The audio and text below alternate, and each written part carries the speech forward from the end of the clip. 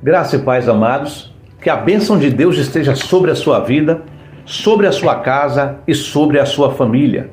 Nós estamos dando continuidade à parte 1, a lição que nós estamos estudando, é o número 12, do julgamento à ressurreição. E na ocasião passada, nós discorremos sobre o capítulo 18 de uma forma mais minuciosa, mas agora, a partir do capítulo 19, do subtópico de número 3, do tópico 1 ainda, nós vamos discorrer de uma forma um pouco mais panorâmica. E vamos, então, na parte principal, que é o propósito da ressurreição de Jesus. Esse é o cerne desta lição. Nós, inclusive, citamos a verdade prática e o texto áureo, que eu quero repetir agora para vocês. Antes disso, quero pedir que vocês deixem um like neste vídeo, que vocês possam, se não forem inscritos ainda, se inscrever em nosso canal, possam compartilhar estes vídeos e que você possa, cada dia mais, prestigiar aqui a nossa família. O texto áureo da lição, ele diz: "E quando Jesus tomou o vinagre, disse, está consumado, e inclinando a cabeça, entregou o Espírito." João capítulo 19 e o versículo 30. E a verdade prática, ela diz: na cruz, Jesus triunfou sobre o pecado, na ressurreição conquistou a vitória sobre a morte. E quais que eram os objetivos desta lição? Primeiro, descrever o contexto da prisão e condenação de Jesus. 2, explicar o significado teológico da crucificação, morte e sepultamento de Jesus. E 3, incentivar os alunos a celebrarem a ressurreição de Cristo como uma vitória sobre o pecado e a morte. Então agora nós vamos para a condenação de Jesus. A condenação de Jesus. E a Bíblia nos mostra, no capítulo 19, dos versículos 1 ao versículo 16, que Pilatos mandou que Jesus fosse açoitado. Pilatos, gente, sabia que Jesus não tinha culpa. Ele tentou livrar Jesus algumas vezes, ele se esforçou para isso, inclusive apresentou a Barrabás, que era um bandido dos mais perigosos, até na esperança que os judeus não fossem tão cruéis, mas eles preferiram que Jesus fosse crucificado. Eles mesmos não podiam matar, porque a lei não permitia, que os judeus matassem a ninguém, muito menos crucificado. As permissões poucas que tinham, os judeus só podiam fazê-lo por apedrejamento, quando havia alguma concessão. E agora, o que é que acontece? Pilatos disse: olha, eu vou açoitar esse homem e vou soltar ele. Mas eles começaram a gritar para que Jesus fosse crucificado. Foi colocado então uma coroa de espinhos na cabeça de Jesus. Ele foi vestido com uma veste, para simbolizar ali um manto real. E isso provocou ferimentos tremendos na cabeça de Jesus. E eles começaram a escarnecer, esbofetearam a Jesus. E em seguida eles vieram com aquele azorrague que tinha ponta de ossos e ponta de metal na ponta. Muitas vezes, isso era feito antes da crucificação. O condenado ele era sentenciado também a esse prelúdio, a essa prévia de espancamento, de açoites com esse tipo de azorrague, e muitas vezes eles acabavam não suportando os ferimentos e até morriam antes da crucificação. O corpo da vítima ficava totalmente desfigurado, com pedaços de carne para fora, muitas vezes até os ossos da costela aparecia. Era um negócio tremendo. E o certo é que o nosso Senhor Jesus, ele assumiu as nossas dores, ele assumiu as nossas enfermidades, ele se deixou ser açoitado daquela forma até que fosse então crucificado definitivamente. Esta foi a condenação. Pilatos então percebeu que ele não queria ficar ruim, com seus superiores políticos, porque os judeus estavam ameaçando de dizer que ele não era amigo de César, e ele então permitiu que Jesus fosse crucificado, e Barrabás injustamente acabou sendo solto. Depois nós temos o tópico 2, crucificação, morte e sepultamento de Jesus. E aqui nós temos o primeiro subtópico, que é o caminho do Calvário. Então, após a tentativa de Pilatos de libertar Jesus, ele não conseguiu então impedir o castigo mais severo. E no versículo 16 está escrito: então entregou-lhe para que fosse crucificado. E aí colocaram Jesus então no caminho que nós chamamos de Via Dolorosa, até chegar a um lugar conhecido como Lugar da Caveira, que era o lugar na entrada da cidade, onde todas as pessoas podiam acompanhar o martírio dos condenados, o martírio dos presos. Agora, gente, como que era a crucificação romana? A crucificação, ou a crucifixão, também chamada assim, era um método de pena de morte na qual a vítima era amarrada ou pregada em uma viga de madeira e pendurada durante vários dias, até uma eventual morte por exaustão. A pessoa morria aos poucos por exaustão. Crê-se que o método tenha sido criado na Pérsia e trazido no tempo de Alexandre para o Ocidente.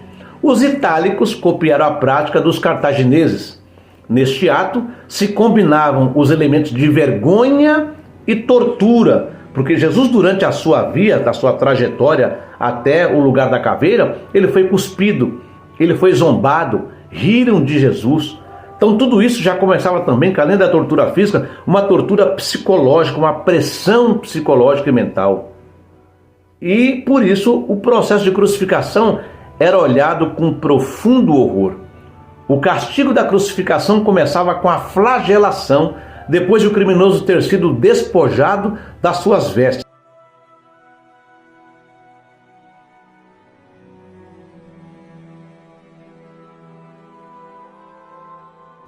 E o que era a flagelação? A palavra flagelação, do latim, era o chicoteamento ou açoitamento. No azorrague, como eu disse agora há pouco, os soldados fixavam pregos, pedaços de ossos e coisas semelhantes, podendo a tortura do açoitamento ser tão forte que às vezes, como eu também já disse, o preso morria em consequência do açoite. O flagelo era cometido ao réu, estando este preso a uma coluna. Deixa eu detalhar esse instrumento de tortura. O azorrague era um instrumento de tortura comum na Roma Antiga, usado pelos soldados para supliciar os condenados. Deixa eu falar mais uma vez, e eu vou mostrar aqui do lado para vocês, por isso que eu não estou centralizado na tela hoje, né?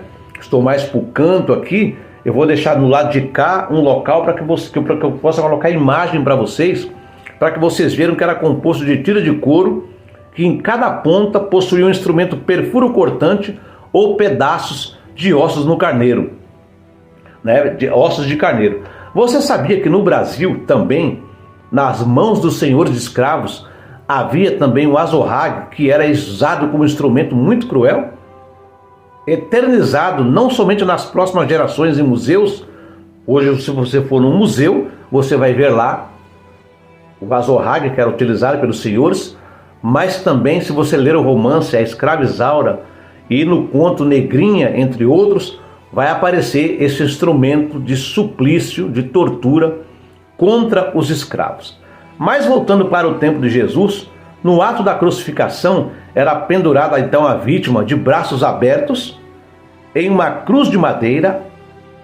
Essa vítima era amarrada ou raramente presa por pregos perfurantes nos punhos e nos pés. Então Jesus participou desse índice raro, e o peso das pernas sobrecarregava a musculatura abdominal, que, cansada, tornava-se incapaz de manter a respiração, levando à morte por asfixia. Imagine alguém segurando todo o peso do corpo pelos braços, não é? E para abreviar a morte, os torturadores às vezes fraturavam as pernas do condenado, removendo totalmente a sua capacidade de sustentação, acelerando o processo que levava à morte. Mas era mais comum a colocação de bancos no crucifixo, que foi erroneamente interpretado como um pedestal. Essa prática fazia com que a vítima vivesse por mais tempo. Nos momentos que precedem a morte, falar ou gritar exigia um esforço tremendo. Então nem gritar, nem gemer, porque se a pessoa se esforçasse para gritar, ela dificultava a sua respiração. Esse termo crucifixo, não é? Vem do latim também, que significa fixar ou prender. A crucificação de Jesus é a narrativa central do cristianismo, e a cruz, algumas vezes representando Jesus pregado nela, é o símbolo religioso central para quase todas as igrejas cristãs. A crucificação era frequentemente feita para dissuadir suas testemunhas a perpetrar crimes, em particular crimes hediondos. Então, quando isso era feito publicamente, que as pessoas assistiam aquele espetáculo horrendo, grotesco, tremendo, isso tirava qualquer ímpeto delas cometerem crimes sob o risco de serem crucificadas e tratadas da mesma forma que elas estavam observando e vendo a vítima. E a crucificação geralmente tinha como objetivo provocar uma morte que era particularmente lenta, dolorosa, de onde vem o termo excruciante, literalmente, não é? Pela crucificação. Era uma morte horrível, humilhante, pública, utilizando quaisquer meios que fossem apropriados a esse objetivo. Métodos de crucificação visavam, e eles variavam consideravelmente de acordo com o lugar e o período histórico, a conceder o máximo de sofrimento, mas com a vítima viva.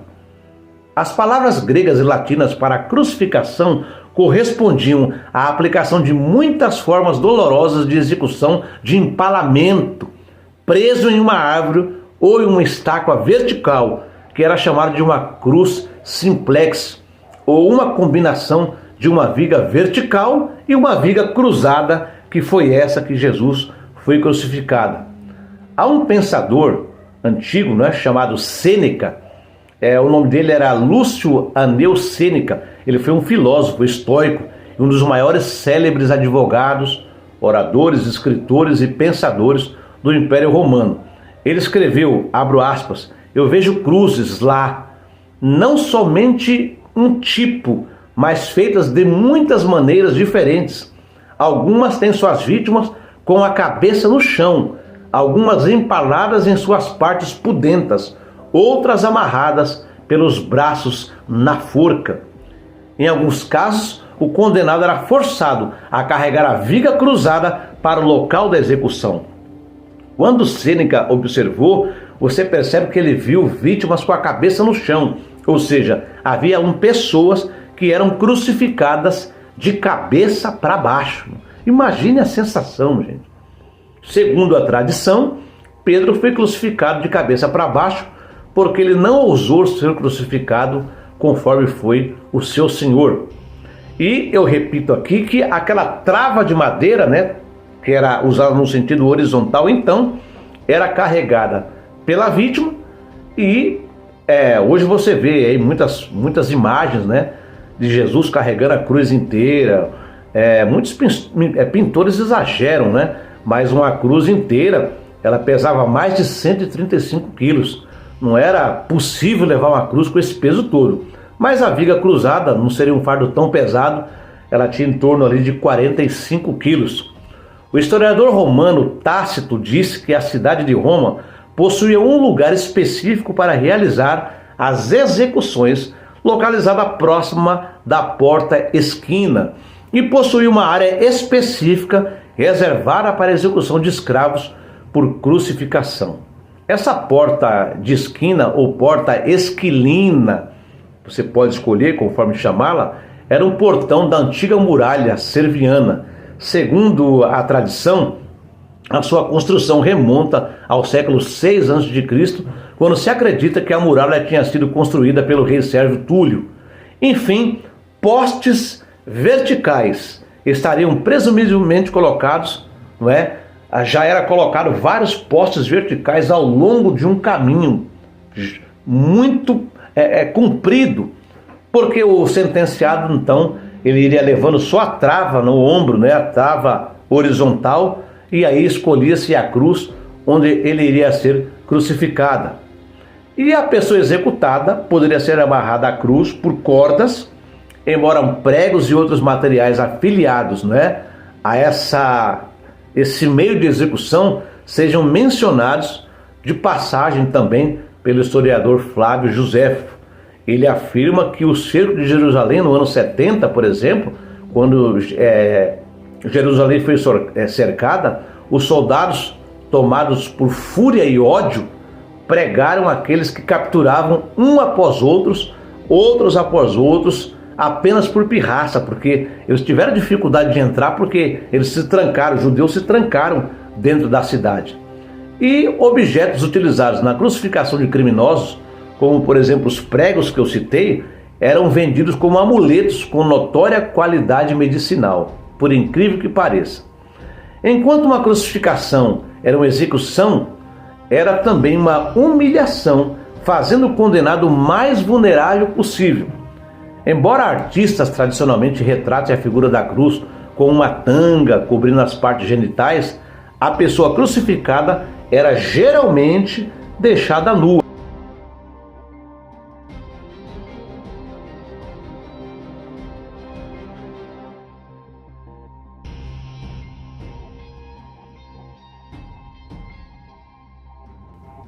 No caso de Jesus em específico, há uma referência bíblica em Mateus, capítulo 27, versículo 35. Diz lá que depois de haverem crucificado Jesus, dividiram as suas vestes entre si, tirando a sorte. Cumpriu-se assim a profecia em Salmos 22 e 18, que diz lá que dividiram as minhas roupas entre si e lançaram sortes pelas minhas vestes. Então nós entendemos aqui que Jesus foi uma das exceções que não foi crucificado nu. Escritos do Sêneca, que eu citei agora há pouco aqui, afirmam que algumas vítimas tiveram uma vara de madeira enfiada pela virilha. Apesar do seu uso frequente pelos romanos, os horrores da crucificação não escaparam das críticas de alguns eminentes oradores romanos. Cícero, por exemplo, que era romano, orador romano, ele descrevia a crucificação como a mais cruel e detestável punição e sugeria que a simples menção da cruz deveria ser removida não apenas do corpo de um cidadão romano, mas da sua mente, seus olhos e seus ouvidos. Em outra parte, ele diz que pregar um cidadão romano é um crime, açoitá-lo é uma abominação, matá-lo é quase um ato de vil, crucificá-lo é o quê? Não existe uma palavra capaz de descrever ato tão horrível. Frequentemente, as pernas das pessoas, que eram executadas eram quebradas ou esmagadas com uma barra de ferro, um ato chamado de crurifragem, que era também frequentemente aplicado aos escravos, mesmo sem crucificação. Esse ato apressava a morte da pessoa, mas também significava prevenir aqueles que assistiam à crucificação de cometer crimes. E qual era então o procedimento? A crucificação era tipicamente conduzida por pessoas, por equipes especializadas, formadas por um comandante centurião e os seus soldados. Primeiro, o condenado era despido e flagelado, conforme nós falamos, açoitado com açoites com pontas de osso de carneiro e ferro na ponta do azorrague. Isso causaria à pessoa uma grande hemorragia e próximo de um estado de choque. O condenado comumente tinha de carregar a travessa da cruz ao local da execução, mas não necessariamente a cruz inteira, como eu disse agora há pouco, até porque o peso da cruz era tremendo. Durante a caminhada, e no caso do nosso Jesus, foi chamado ali de via dolorosa, Via dolorosa. O prisioneiro provavelmente andava nu após a flagelação, caminharia pelas ruas abarrotadas de pessoas, e ele carregava o títulos, uma placa indicando o nome do prisioneiro e o seu crime. No caso de Jesus, ele carregou esta placa também, em grego, latim e aramaico, dizendo Rei dos Judeus. Os judeus até quiseram repreender lá o Pilatos, dizendo, olha, não coloca Rei dos Judeus, coloque que ele disse que era Rei dos Judeus. Ele disse, não, o que eu escrevi.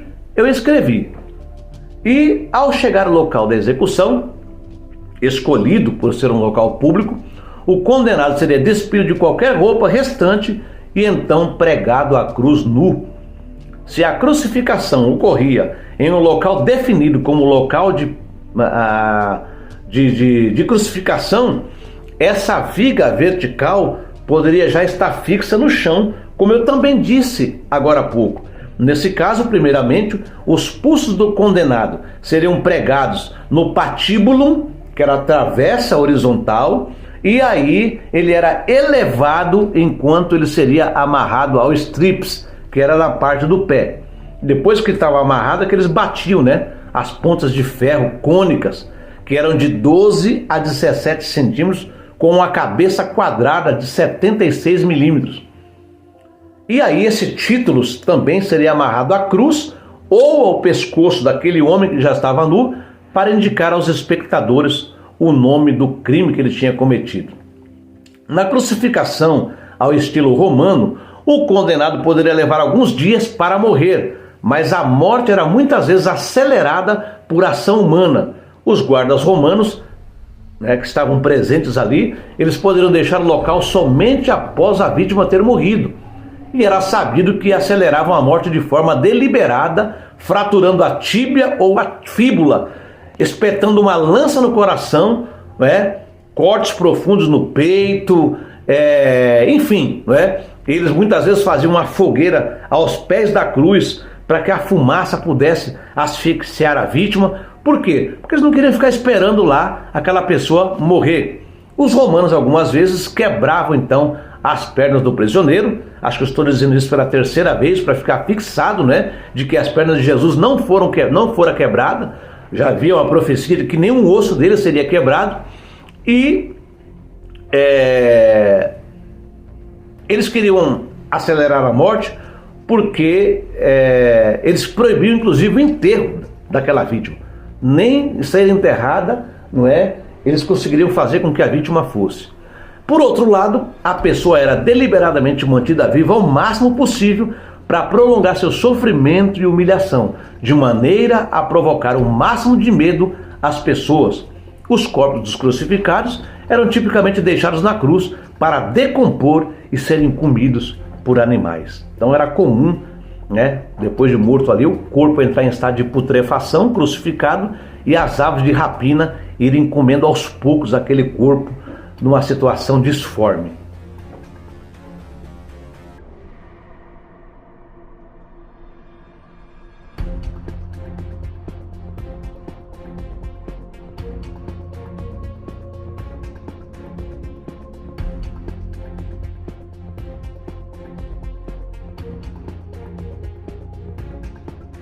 Nós temos então o subtópico 2, que a missão foi encerrada. Como homem, Jesus experimentou sede, que foi a sua última necessidade humana. A sua sede física foi momentânea e aliviada por uma esponja que não continha água, mas vinagre, oferecida pelos soldados romanos. E nós vemos aqui que isso era uma forma também de aliviar um pouco, esse vinagre aqui aliviava um pouco, Nós temos uma outra passagem que se ofereceu vinagre, mas ali era uma forma de humilhar a vítima. No caso aqui, era um outro tipo de vinho. Este vinagre aqui era para dar algum alívio, para a pessoa, se ela bebesse algum tipo de analgésico para aliviar o sofrimento. O certo é que Jesus, então, ele entregou o seu espírito ao Pai. Ele disse: está consumado. Está lá em João capítulo 19, versículo 30. A obra de Jesus estava concluída. O seu grito não era um grito de derrota, mas sim uma declaração da realização de uma tarefa confiada pelo Pai.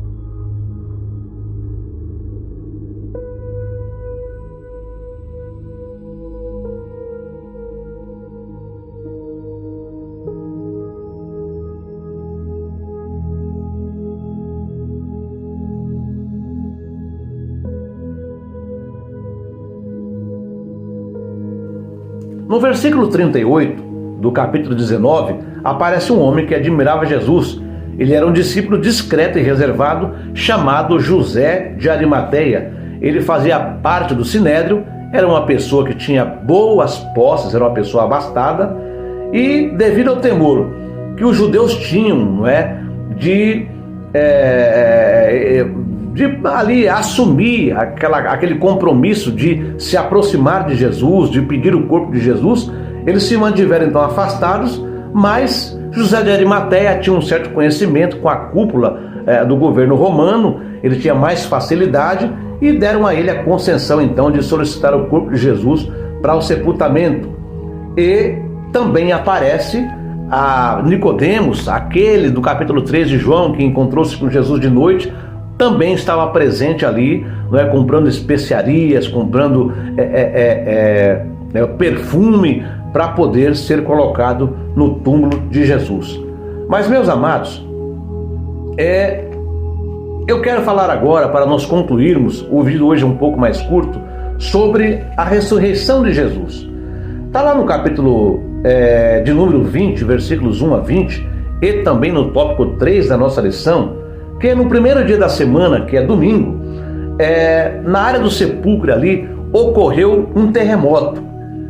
Aí um anjo, não é, se assentou sobre a pedra, ele deslocou a pedra primeiro, se assentou sobre ela, e nesse instante então, Jesus, ele aparece na história bíblica aqui, ressuscitado. O túmulo ficou vazio. Lembre-se que o anjo não abriu o túmulo ali para Jesus sair, porque ele é espírito.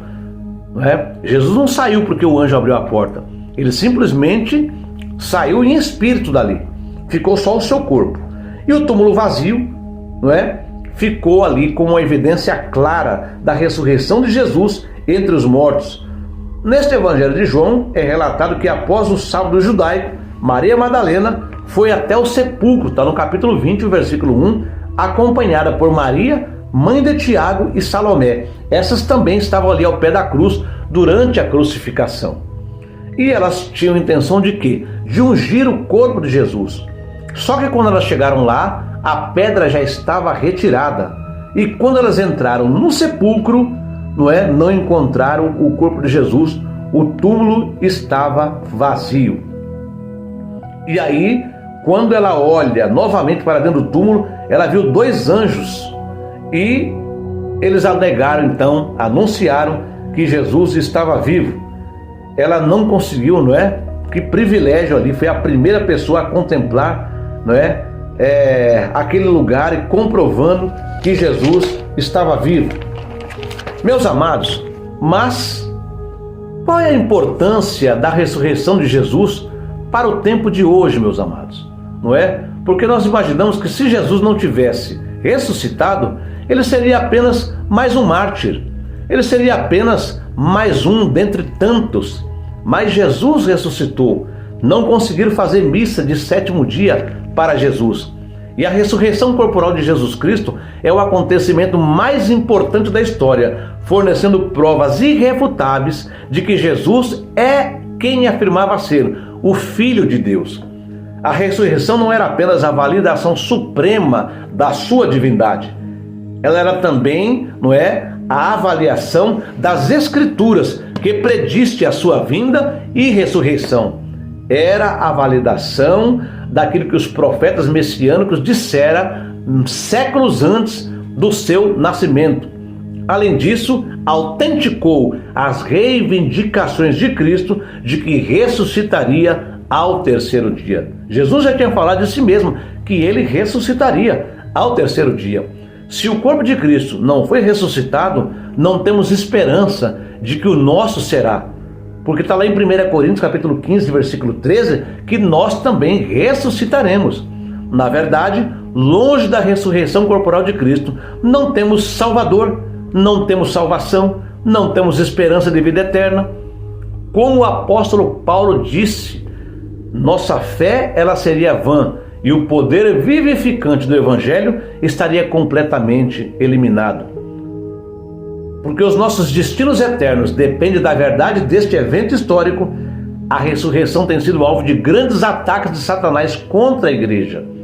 Assim, a historicidade da ressurreição corporal de Cristo tem sido examinada e investigada a partir de todos os ângulos e estudada interminavelmente por inúmeros estudiosos, teólogos, professores e outros ao longo dos séculos. E apesar de uma série de teorias que tentam refutar este evento importante, não é? Não existe nenhuma evidência histórica credível que validaria qualquer coisa senão a sua ressurreição corporal literal e não simbólica. Por outro lado, a evidência clara e convincente da ressurreição corporal de Jesus Cristo é esmagadora. Sendo assim, dos cristãos que estavam ali na antiga Corinto, há muitos hoje incompreensões persistem em relação a certos aspectos da ressurreição de nosso Salvador. Porque alguns perguntam assim: mas é importante que o corpo de Cristo fosse ressuscitado? Sua ressurreição não poderia ter sido apenas espiritual? Por que e como é que a ressurreição de Jesus Cristo garante a ressurreição corporal dos crentes? Será que os nossos corpos ressuscitados serão os mesmos que os nossos corpos terrestres? Se não, como serão? As respostas a essas perguntas são encontradas no 15º capítulo da primeira carta de Paulo à igreja de Corinto, uma igreja que ele fundara anos antes, durante a sua segunda viagem missionária, mas que ainda muitos membros tinham essas dúvidas. Por isso que ele escreve aquela carta, que seria bom que você lesse-a toda. Além das facções crescentes na jovem igreja de Corinto, havia um mal entendido desenfreado de algumas doutrinas cristãs fundamentais, inclusive da ressurreição. Embora muitos dos coríntios tivessem aceito que Cristo foi ressuscitado, eles tinham dificuldade em acreditar que outros poderiam ou iriam ser ressuscitados. A contínua influência da filosofia gnóstica, que acreditava que tudo que era espiritual era bom, ao passo que tudo que era físico, como nossos corpos, era intrinsecamente perverso, foi essencialmente responsável pela confusão a respeito da sua própria ressurreição. Porque eles diziam, gnosticismo, tudo que é espiritual, tudo que que não pode ser pego, visto, é puro. Mas essa carne aqui, esse corpo físico, jamais, ele pode ser puro ou purificado. Jamais ele pode ser ressuscitado. Jamais ele pode passar por um processo de melhoria. E como era comum e vigente naquela época, e muito forte essa doutrina, a igreja de Corinto, então, seus membros, especialmente os novos convertidos, ficaram confusos. A ideia de um cadáver detestável sendo eternamente ressuscitado foi, portanto, fortemente contestada por alguns e certamente pelos filósofos gregos, que estavam ali presentes.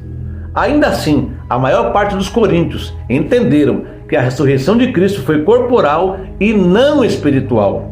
Afinal de contas, a palavra ressurreição significa surgir dos mortos, algo que volta à vida. Eles entenderam que todas as almas eram imortais e no momento da morte imediatamente iam para a presença do Senhor.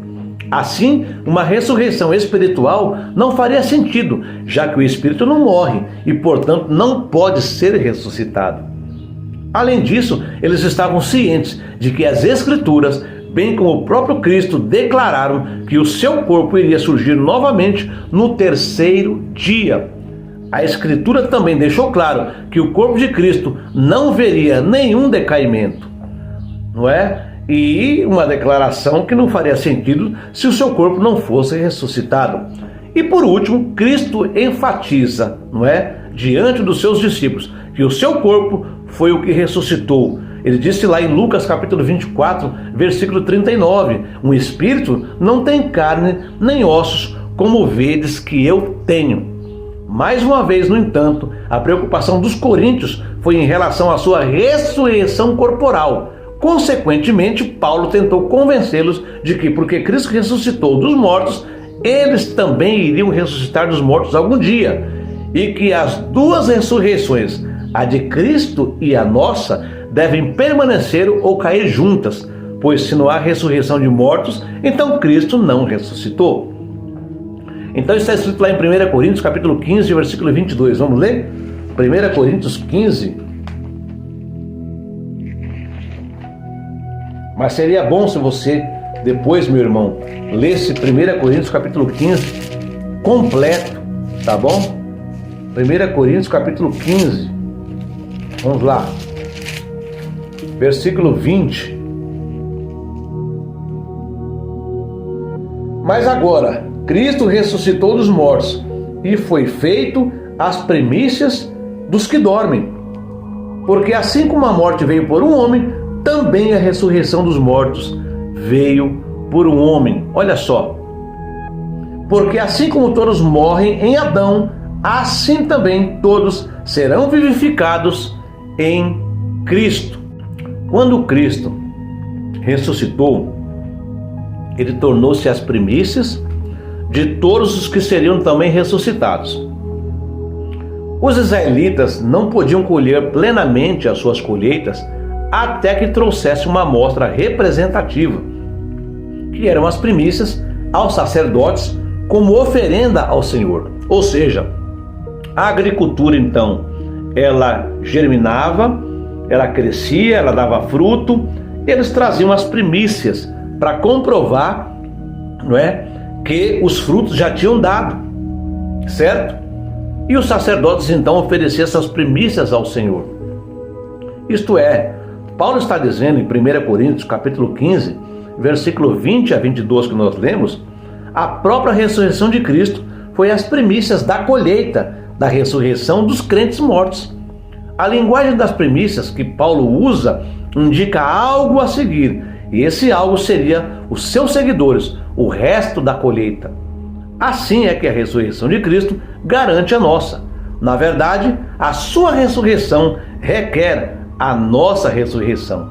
E para dissipar as suas preocupações relativas à ligação do espírito ao que era considerado um corpo indesejável, Paulo, então, ele explicou a natureza dos nossos corpos ressuscitados e como se diferem dos nossos corpos terrestres. Paulo comparou o nosso corpo terreno falecido a uma semente, e Deus acabaria fornecendo um outro corpo que seria como o glorioso corpo ressuscitado de Cristo. Eu estou deixando inclusive na tela todas as referências para você dar uma pausa e você conferir no capítulo em questão. De fato, assim como o nosso Senhor, os nossos corpos, que agora são naturais, perecíveis, desonrados e fracos, um dia ressurgirão como corpos imperecíveis, gloriosos, poderosos e espirituais. Os nossos corpos espirituais serão perfeitamente equipados à vida sobrenatural e celestial. Que coisa linda, que coisa maravilhosa. Vamos à conclusão? A ressurreição do Senhor Jesus é o evento mais significativo do Novo Testamento. Este acontecimento concretiza a nossa esperança na ressurreição do corpo, tal como está expresso no Credo Apostólico, um importante documento da tradição cristã. Creio na ressurreição da carne. Assim, à luz deste fato, somos encorajados a manter a nossa fé, pois depositamos a nossa esperança naquele que triunfou sobre a morte de forma definitiva. Glória a Deus! Então, amados, graças a Deus que Cristo ressuscitou e hoje está sentado à direita do Pai. Ok? Amados, me despeço de vocês por aqui. Muito obrigado por assistir esse vídeo até o fim. Que você possa continuar conosco nos próximos vídeos. A próxima lição, a última lição, é renovação da esperança. E nós esperamos que você esteja conosco. Um abraço. Instituto Teológico Brasil, invista na sabedoria da palavra de Deus, na sua vida e no seu ministério. Seja um cristão mais preparado. Venha estudar teologia do Instituto Teológico Brasil. Cursos básico, médio e avançado em teologia. Temos ainda o curso Obreiro Aprovado. Você líder espiritual, professor de escola bíblica dominical ou que deseja o episcopado, tenha um ministério sólido, aprimore suas habilidades. Não deixe de adquirir uma melhor compreensão das Escrituras, conheça as línguas originais através dos cursos Alfabetização do Grego, Alfabetização do Hebraico, Para você que deseja ingressar com excelência em missões urbanas, trabalhando em ambiente carcerário, hospitalar, faculdades, quartéis militares, orfanatos, asilos, casas de apoio, abrigos, adquira o curso de capelania e mais. Temos ainda os cursos Gestão e Liderança e Juiz de Paz. Invista em sua carreira ministerial e seja um instrumento de Deus mais preparado para a sua comunidade e para o mundo. O Instituto Teológico Brasil é uma escola 100% online, determinada a disseminar a palavra, transformar vidas, tirando pessoas da superficialidade e oferecendo profundidade nas escrituras sagradas. Cresça na graça e também no conhecimento.